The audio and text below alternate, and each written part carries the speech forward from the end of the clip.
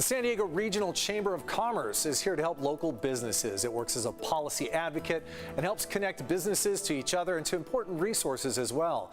Joining us live today is Stefanie Benvenuto. She's the Vice President of Public Affairs for the Chamber. Joins us every Monday to talk about issues of local interest. How are you doing this Monday? I'm great. How are you? I'm doing well. I'm thinking about the future and San Diego's future neighborhoods. It's being crafted right now. One of the ways that we're doing that, Mayor Todd Gloria has his Build Better SD proposal that's going to impact a lot of communities. We all want to learn more, including the Chamber. Yes, yeah, absolutely. So Build Better San Diego is built around this process at the city right now where whenever you develop something, it could be a house, it could be a Target, it could be a gas station, you're going to pay fees that cover the impact of whatever you're building to the community. And those development impact fees cover all kinds of stuff. They cover libraries and sidewalks and streets. But unfortunately, it's not quite so simple that you pay the fee and then all of a sudden a really nice sidewalk pops up right in front of your house. Instead, the fees get divided by type. So is it a park fee? Is it, transportation? And then it gets divided again by the community that you're building the thing in. And as a result, that means that there's something like $200 million that we haven't been able to spend on those impacts, meaning that the investment just kind of sits there. And it's a really frustrating process. And equally as important, it means that money gets invested in an unequal way in the city. We all know there's some communities where you got some snazzy amenities, and there's some parts of our community where you drive around and you notice that there's a huge lack of investment there. So this goal is to provide, one, some equity there, and two, to streamline the money so all those fees go into one bucket and we're able to spend where it's needed, when it's needed, and hopefully see some improvement. Yep. Now, the deal is still getting developed. There's still some finalization that's going to go on, but there is a public hearing on March 10th. It'll be at the Planning Commission on March 24th, and we will be reviewing it in very short order and look forward to reporting back. Yeah, so it sounds like not only build a better SD, but build a better SD for everyone in every community is what this seems to speak to.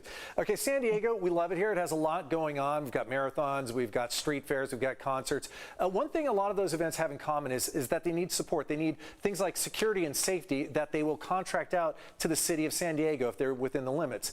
They recently had a proposal to change the rates, and I saw in your newsletter, they got a lot of pushback. Yeah, well, I think that everybody's sensitive right now to higher fees. It's something that you guys talk a lot about. We hear a lot about in the inflation conversation.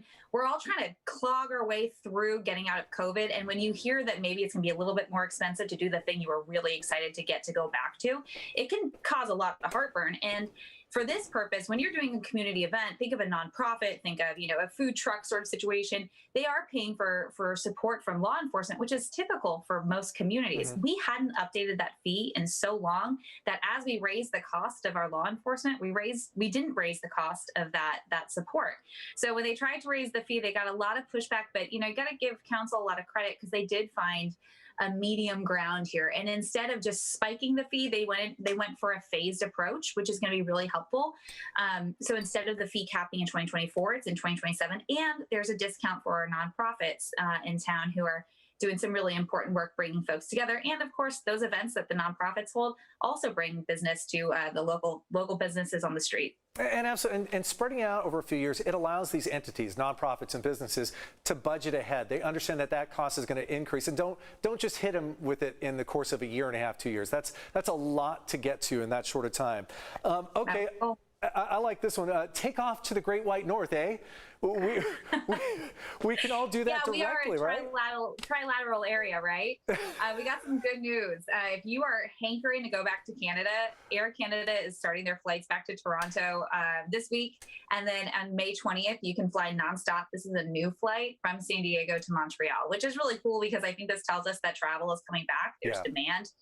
San Diego's tourism is alive and well. So we're going to hopefully see some of our neighbors from Canada come visit us. Yeah, it's perfect here. Come on down. Last thing we like to get to, there are capital opportunities out there for entrepreneurs, and you guys really help them find it. What do you have for that this week? Yeah, so business isn't always just, a dry cleaner or somebody coming to fix your computer. There's also plenty of businesses we have in the very dynamic and very vibrant art space here in San Diego. So I wanted to give them some love. There is a fund that's opening up in April 2022. This is its second round, and it's called the California Relief Fund for Artists and Cultural Practitioners. This is a pretty straightforward grant.